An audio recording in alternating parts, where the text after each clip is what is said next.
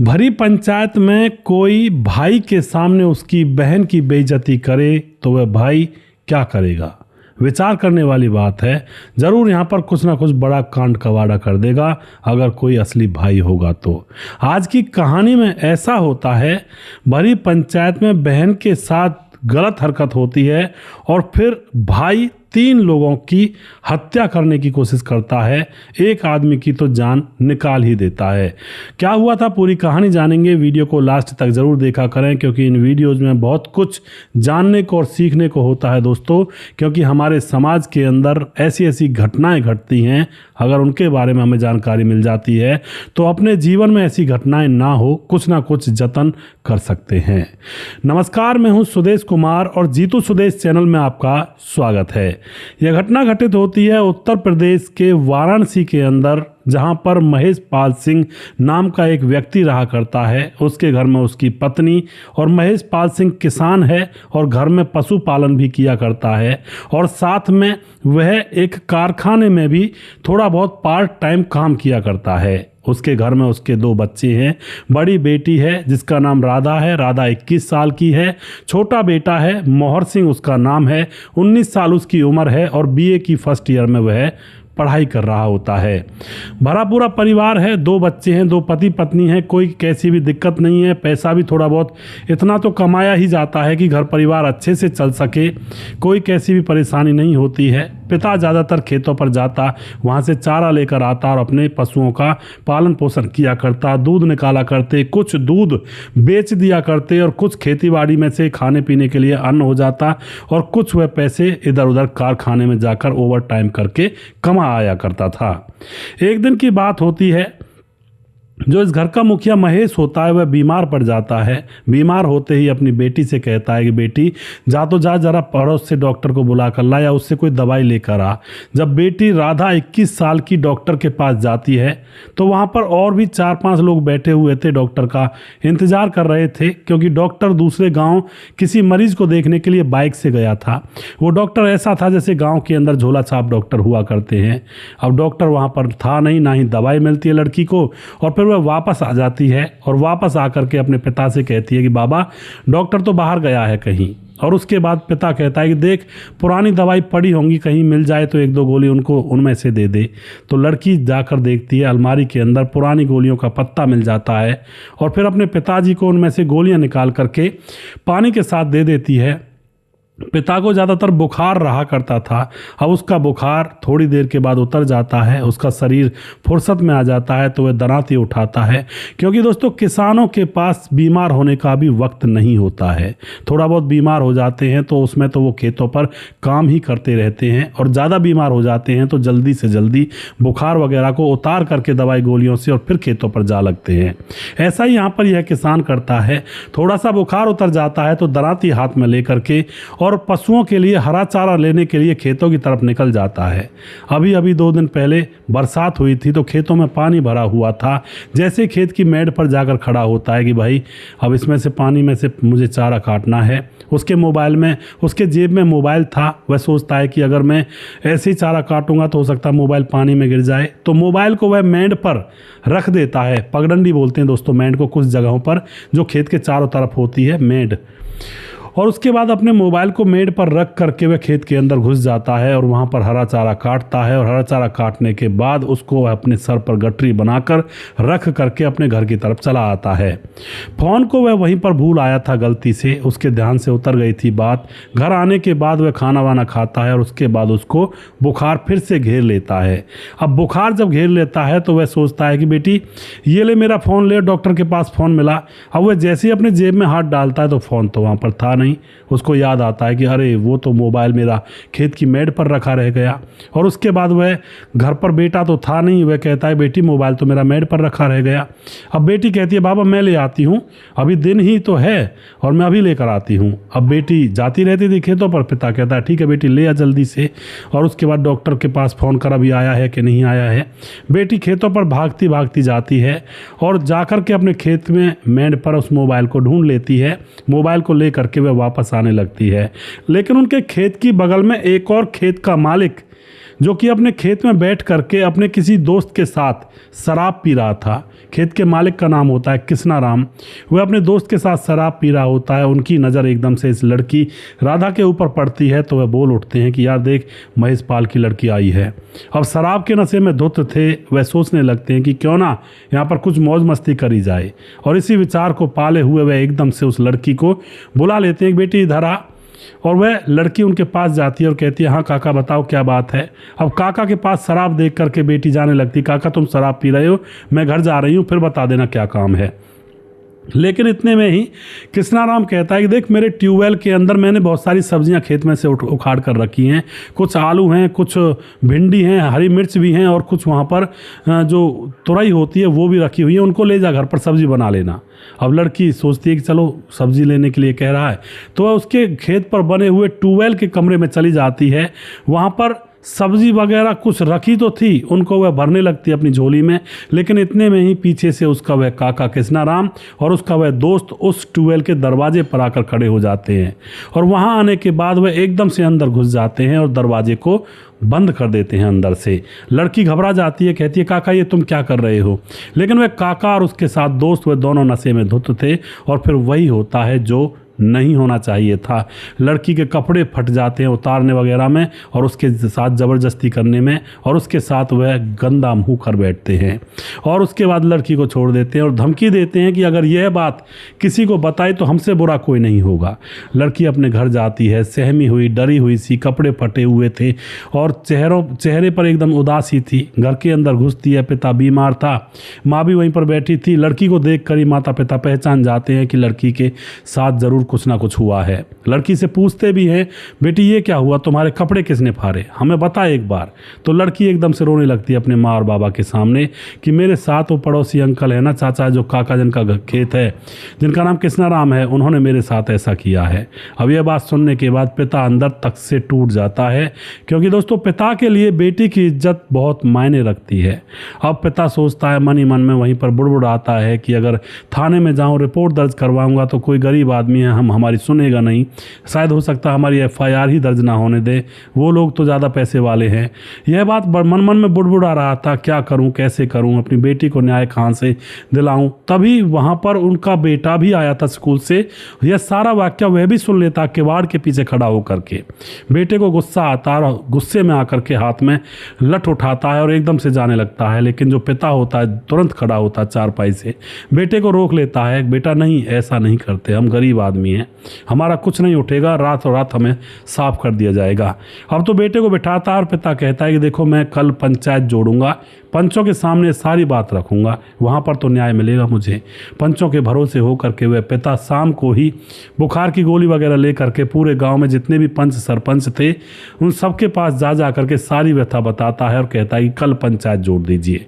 दूसरा दिन होता है तो पंचायत इकट्ठी होने लगती है और उन दोनों रेपिस्टों को भी बुलाया जाता है। लेकिन वह धनी मानी लोग थे, आ तो जाते हैं।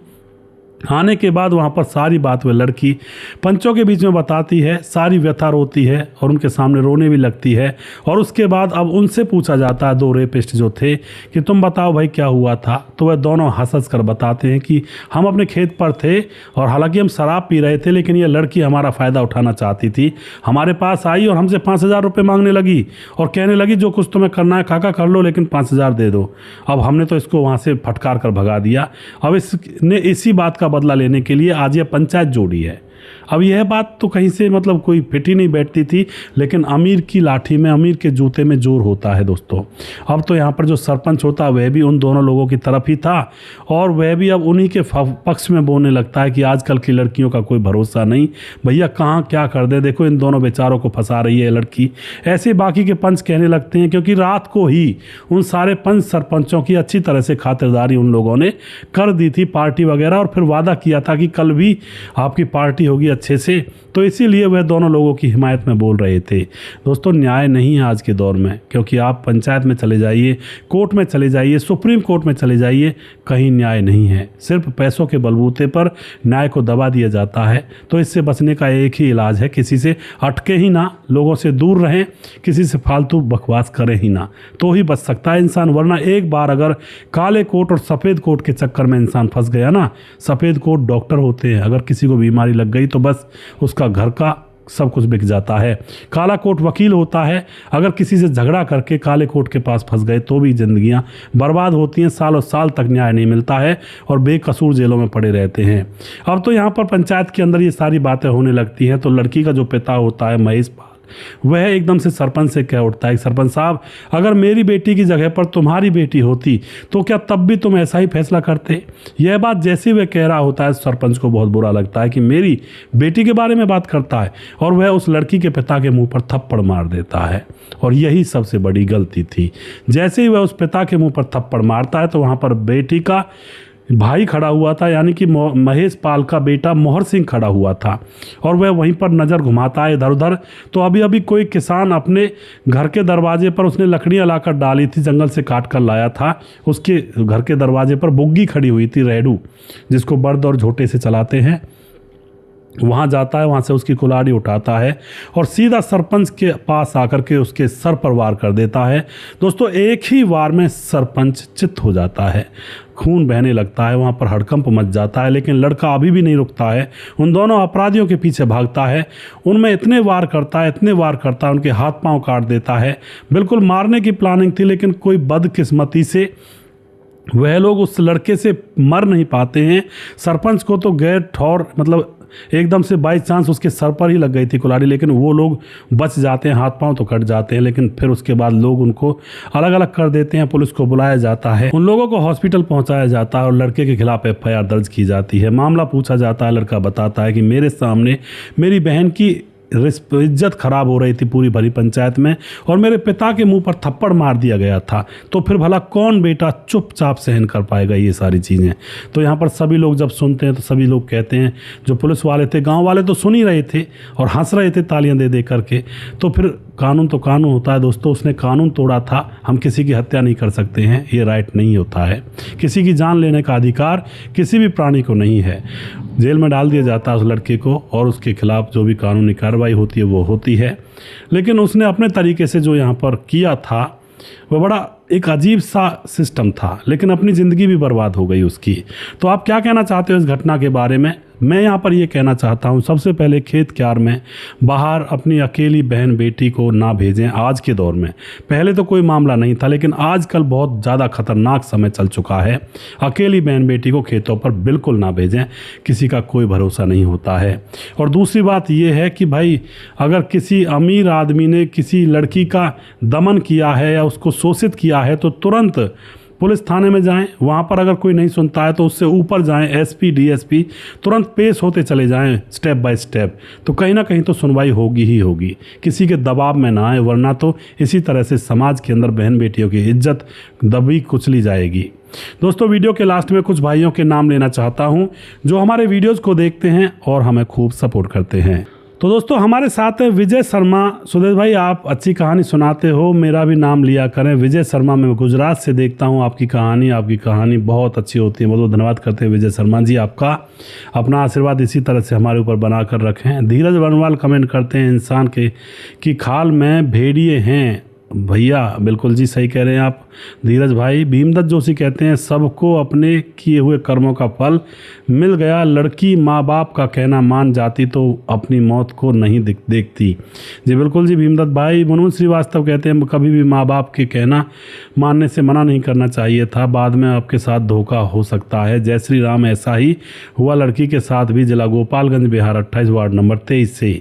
अमित पटेल बिहार बेलवा का मोतिहारी जिला से, बहुत अच्छा कहानी है जी आपका अमित भाई। बहुत दिनों में कमेंट कर रहे हो भाई, लगातार बने रहा करें। सुजीत कुमार हमारे भाई कमेंट करते हैं नमस्कार गुरुजी, राधे राधे, गुड मॉर्निंग। और मुकेश कुमार यूपी 83 से कमेंट करते हैं, लगातार हमारे वीडियोस में बने रहते हैं भाई का बहुत बहुत धन्यवाद करता हूं। मोहम्मद जहांगीर कमेंट करते हैं सर आखिरी में बहुत बुरा हुआ लड़की के साथ। जी बिल्कुल मोहम्मद भाई। धर्मेंद्र गौतम कमेंट करते हैं आपकी कहानी सुनकर बहुत बढ़िया लगता है। धर्मेंद्र जी आपका बहुत बहुत धन्यवाद।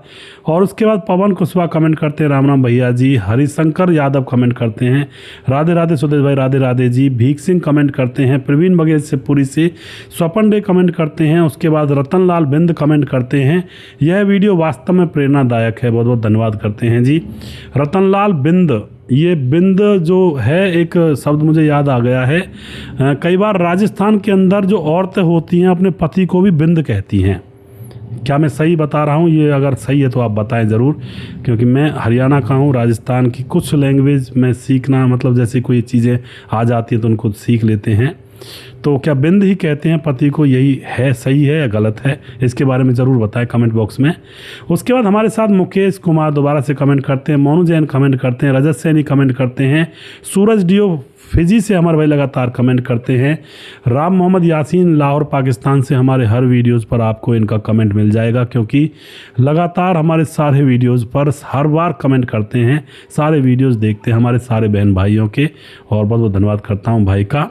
उसके बाद राजकिशोर चौरसिया महाबलेश्वर महाराष्ट्र से लगातार कमेंट करते हैं, राधेश्याम शर्मा जी लगातार कमेंट करते हैं, सिरसी जयपुर राजस्थान से हैं, छगनदास खारडाबांध राजस्थान से कमेंट करते हैं, दुर्योधन भाई कमेंट करते हैं, सुशील चौधरी हमारे भाई लगातार कमेंट करते हैं, राम गोसाई हमारे भाई लगातार कमेंट करते हैं, और समाधान पाटिल हमारे भाई लगातार कमेंट करते हैं। भाई का बहुत बहुत धन्यवाद करता हूं। और उसके बाद और भी हमारे भाई साहब हैं जिनके नाम मैं अगली वीडियो में ज़रूर लूँगा। दोस्तों, कई बार आप लोग कमेंट कर पाते हो पिछले वाले वीडियोस पर, और जिनके नाम मैं ले नहीं पाता हूं, क्योंकि मैं सिर्फ और सिर्फ अब से पिछले 2 वीडियोज़ के कमेंट उठाता हूँ, उनके ही नाम मैं ले पाता हूँ, क्योंकि बहुत सारे वीडियोज़ पर जो पिछले वीडियोज़ होते हैं उन पर बहुत सारे कमेंट्स हो जाते हैं हज़ारों में, तो उनको नहीं ले पाता हूँ। तो आप अगर वीडियो में नाम बुलवाना चाहते हैं तो पिछले 2 वीडियोज़ के अंदर आप कमेंट किया करें। मेरा कहने का मतलब ये है कि आपके लिए जो नए वीडियो हों उनके ऊपर आप कमेंट किया करें, फिर मैं उनको उठा लेता हूं। अगला वीडियो बहुत जल्दी फिर से लेकर आऊँगा, तब तक आप खुश रहें, सावधान रहें। जय हिंद, जय भारत।